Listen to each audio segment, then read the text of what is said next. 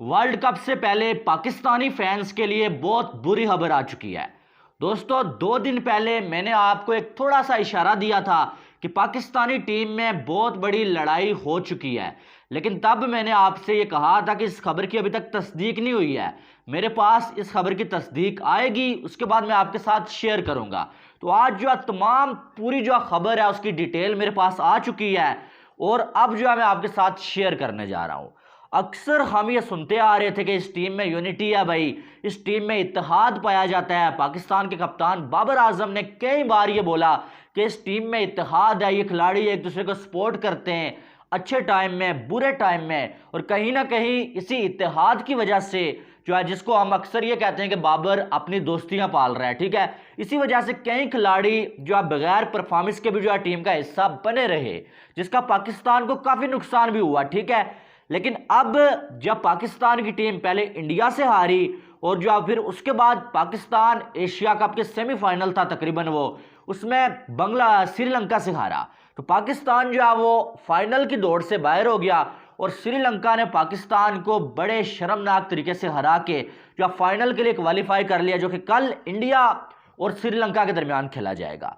अब जब श्रीलंका वाला मैच हुआ तो मैच के बाद बाबर आजम, जो कि अक्सर हमने देखा कि 2021 वर्ल्ड कप के बाद, 22 के बाद या जो एशिया कप के मैचेस के बाद बाबर आजम हमें जो टीम के सामने स्पीच करते हुए नजर आते हैं, लेकिन हर बार यही होता है, कभी आपकी टीम जीत जाती है तो फिर जाहिर है आपको जो अच्छे अल्फाज सुनने को मिलेंगे, कप्तान से तारीफ सुनने को मिलेगी, लेकिन जब आपकी टीम हार जाएगी तो आपको क्रिटिसिज्म जो है वो सुनने को मिलेगा। तो ऐसा ही हुआ, बाबर आजम ने इस बार सारे जो खिलाड़ी हैं उनको लतियाड़ के रखा है।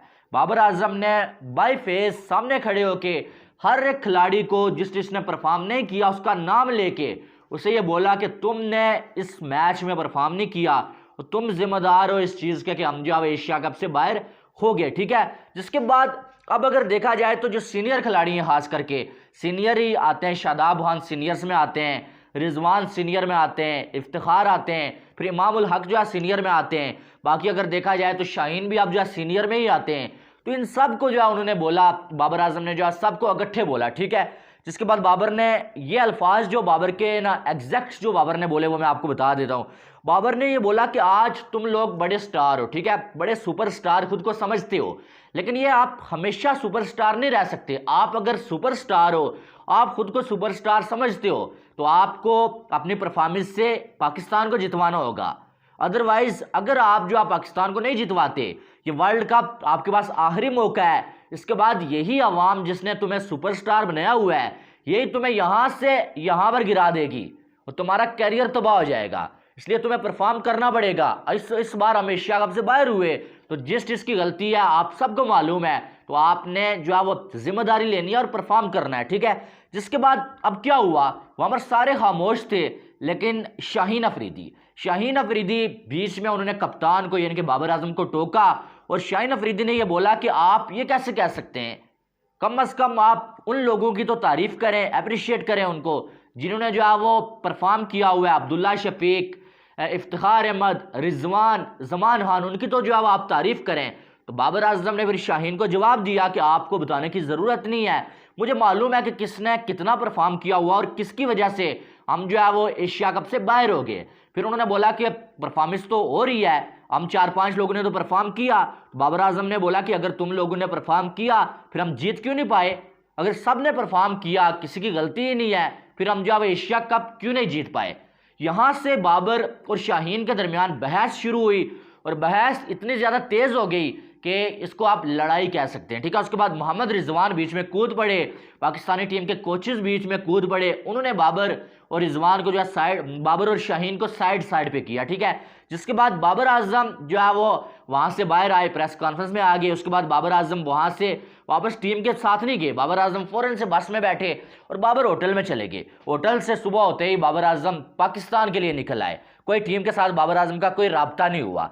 तो ये सारा सीन हुआ है यार परसों के बाद जो मैच पाकिस्तान ने श्रीलंका के साथ खेला उसके बाद। और जो हम सुनते आ रहे थे कि इस टीम में इत्तेहाद है, वो इत्तेहाद टूट चुका है। और ये सारा सिनेरियो कैसे बना, ये चीज़ कैसे बनी, आपको मालूम है। शाहीन अफरीदी, शायद किसी ने आपको फील नहीं करवाया होगा या आपको मालूम नहीं होगा, लेकिन शाहीन अफरीदी को पिछले अरसे में जो है पीसीबी ने T20 का कप्तान बनने की जो है वो ऑफर दी थी, जो शाहीन अफरीदी ने जो है वो एक्सेप्ट कर ली थी। लेकिन बाद में जब फैंस ने शाहीन अफरीदी को आड़े हाथों लिया कि तुम बाबर की कप्तानी के पीछे पड़े हो, तुमने साजिश की है, शाहीन अफरीदी ने पीसीबी को इनकार कर दिया कि मैंने कप्तानी नहीं लेनी। हालांकि इनके जो ससुर साहब हैं शाहिद अफरीदी, उन्होंने शाहीन अफरीदी को बोला कि तुमने कप्तानी लेनी चाहिए थी, तुमने क्यों नहीं ली? अगर कोई मौका तुम्हारे पास आ रहा है, तुम्हें अगर जो है वो जिम्मेदारी के काबिल समझ के जिम्मेदारी दी जा रही है। लेकिन शाहीन अफरीदी ने तब जो है वो ठुकरा दिया था, ठीक है। लेकिन अब जब शाहीन अफरीदी लाहौर कलंदर के कप्तान बने थे, लाहौर को जितवा दिया उन्होंने इवेंट, और अब जो है वो शाहीन अफरीदी सुनने में ही आ रहा है, अंदर की खबरें आ रही हैं, ठीक है, कि शाहीन अफरीदी बाबर आजम को कप्तान नहीं मानते हैं। शाहीन अफरीदी बाबर आजम की बात तक नहीं सुनता है।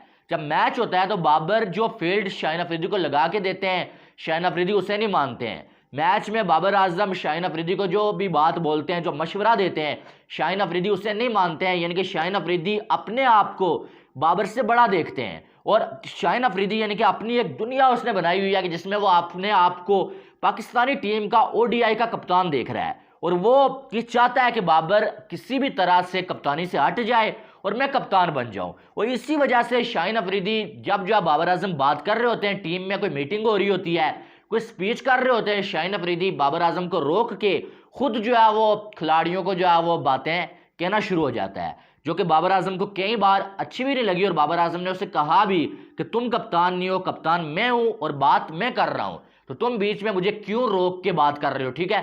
कई बार ऐसा हो चुका है, और मैदान में कई बार शाहीन अफरीदी ने बाबर की बात मानने से इनकार किया। अब ये सारे सीन तो हो चुका है, लेकिन मुझे आप ये बताएं कि ये तो पहले भी हुआ था, जब यूनुस खान कप्तान थे, शाहीन अफरीदी के ससुर साहब शाहिद खान अफरीदी भी थे उस टीम में। इन सब ने जो है वो एक जो है कैंपेन चलाई थी यूनुस खान को कप्तानी से हटाने के लिए, और सारे खिलाड़ियों को एक साइड 2-3 बंदों ने मिला लिया था अपनी साइड कि आप सब बोलोगे यूनुस की कप्तानी में हमने नहीं खेलना है, इसके साथ बाईकाट करेंगे और इसे कप्तानी से हटाएंगे। फिर बाबर आजम ने, और बाबर आजम के साथ बहुत सारे ऐसे लड़के थे जिन्होंने ऐसा ही सरफराज के साथ किया था, और सरफराज को भी कप्तानी से हटा लिया गया था, ठीक है। अब जो सरफराज के साथ हुआ था वो बाबर के साथ हो रहा है। शाहीन अफरीदी इस पूरे गैंग का जो है लीडर है, और वो जो है वो कुछ 4-5 लड़के टीम के उसने अपने साथ मिलाए हुए हैं, जो एक ग्रुप है जो ये चाह रहा है कि बाबर आजम कप्तानी से हट जाए और शाहीन अफरीदी पाकिस्तानी टीम का कप्तान बन जाए। अब आप मुझे ये बताएं कि जब एक आपका मेन बॉलर ये चाह रहा है कि मैं कप्तान बनूं, हमारा कप्तान बाबर ना हो, वो चाह रहा है कि दिल से कि बाबर फेल हो जाए कप्तानी में तो मैं कप्तान बन जाऊं, फिर आप मुझे ये बताएं कि वो आपके कंट्री के साथ वफादार होके क्या बॉलिंग कर रहा होगा? सोचने वाली बात है ना, कि एक बंदा जब चाह रहा है कि बाबर की कप्तानी ना चले, फ्लॉप हो जाए बाबर एज अ कप्तान, तो वो फिर टीम को अपनी परफॉर्मेंस से क्यों जितवाएगा? सबसे बड़ा सवाल ये है, इसका क्या मतलब है कि शाहीन अफरीदी क्या परफॉर्म ही नहीं कर रहा है? क्या शाहीन अफरीदी जो उस दिन जो है वो उसने बॉलिंग नहीं की, जब जो है वो उसकी बॉल लगा तो क्या उसने जानबूझ के बॉलिंग नहीं की, बाबर को मुश्किल में फंसा दिया? क्या ये बात हो सकती है? कन्फर्म नहीं है कि हारिस रऊफ को कोई इतना बड़ा मसला, इतना बड़ा इशू ना हुआ हो और उस मुश्किल टाइम में हारिस रऊफ ने बॉलिंग करने से इनकार कर दिया इंडिया के खिलाफ के भाई मुझे जो है वो सेहत ठीक नहीं है, मैं अनफिट हूँ, या कोई और मसला है, मैं बॉलिंग ही नहीं करूँगा। क्योंकि शाहीन और हारिस का तो वैसे भी अपने आप एक दूसरे के साथ बड़ा जो है वो ताल्लुक है, बड़ा एक दूसरे से वो प्यार करते हैं। ये चीज़ें ये कन्फर्म नहीं है कि हारिस ने ऐसा किया, ये मैं अपने आप से जो मैं इसको एनालाइज कर रहा हूँ। ये खबर तो सच्ची है कि शाहीन कप्तान मानता है खुद को, लड़ाई हुई है इनकी, शाहीन बाबर की बात नहीं सुनता, लेकिन उसके बाद ये अपने पास से मैं एनालिसिस कर रहा हूँ कि क्या ऐसा हो सकता है कि जो एक क्रूशल टाइम के ऊपर जब कप्तान को अपने मेन बॉलर्स की ज़रूरत होती है, कभी ज़रा सा बॉल फिंगर पे लगता है वो इंजर्ड हो जाता है, कभी कोई बैठे बिठाए कोई मैच कोई कुछ नहीं होता है, वो जो है वो कहता है कि यार मैं अच्छा फील नहीं कर रहा, मैं बॉलिंग नहीं करूँगा। क्या ऐसा हो सकता है? ये आपने मुझे जवाब देना है। लेकिन शाहीन अफरीदी, मैं आपको बता दूं, मैं बाबर आजम की कप्तानी के खिलाफ हूँ, ठीक है। बाबर को मैं अच्छा कप्तान नहीं मानता टू बी ऑनेस्ट, और बाबर आजम को अच्छा बल्लेबाज कहने की जहाँ तक बात है ना, मैं बाबर आजम को बुरा बल्लेबाज नहीं मानता, बाबर आजम को मैं किंग नहीं मानता। मेरी जंग ये है कि मैं बाबर आजम को किंग नहीं मानता, मैं बाबर आजम का कंपैरिजन जो लोग कोहली से करते हैं मैं उसको नहीं मानता। बाकी बाबर आजम पाकिस्तान का अच्छा खिलाड़ी है, बाबर आजम को मैं बड़े मैच का प्लेयर नहीं मानता, ठीक है, ये चीज़ें मैं अपनी बात पे कायम हूँ। लेकिन बाबर आजम के खिलाफ अगर ये साजिश करके उसे फेल करने की कोशिश कर रहे हैं तो इनके ऊपर लानत है। और शाहीन अफरीदी किसी सूरत में पाकिस्तान का कप्तान बनना ही नहीं चाहिए। और कप्तान बनाना है आपको, आप वापस सरफराज को कप्तान बनाओ। कप्तान बनाना है आपको, रिजवान को बना लो। लेकिन शाहीन अफरीदी किसी सूरत में कप्तानी का मटेरियल नहीं है। और जो बंदा अपने कप्तान की रिस्पेक्ट नहीं कर रहा, जैसे कैसे वो कप्तानी करे, उसकी रिस्पेक्ट नहीं कर रहा और वो जो ग्रुपिंग कर रहा है टीम में, तो ऐसे बंदे की कोई जगह नहीं है। उसको रिस्पेक्ट पाकिस्तानी अवाम ने दी है। और जो अवाम रिस्पेक्ट दे सकती है, जो तुम्हें यहाँ लेके जा सकती है, वो थड़प करके तुम्हें यहाँ भी गिरा सकती है।